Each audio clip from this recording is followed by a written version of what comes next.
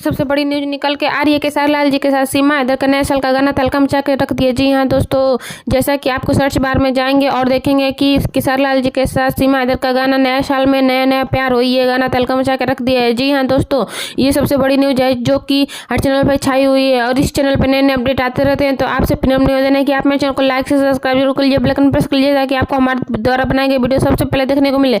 जी हाँ दोस्तों, ये गाना तहलका मचा के रख दिया। हर जगह यही गाना सुनता और बजता हुआ दिखाई दे रहा है कि नए साल में नया नया प्यार हुई। सीमा हैदर के साथ खेसारी लाल जी का गाना ये तहलका मचा के रख दिया और आपको बता दें कि ये गाना रिकॉर्ड तोड़ दिया है। जी हाँ दोस्तों, अब तक सबसे बड़ी न्यूज हर चैनल पे छाया हुआ है। उम्मीद है आपको भी ये गाना सुनने में अच्छा लगेगा। आप सर्च बार में सर्च करिए कि नए साल में सीमा हैदर के जो नया गाना खेसारी लाल जी के साथ आया है वो सुन के आपको कैसा लगा कमेंट सेक्शन में अपनी राय जरूर दीजिएगा।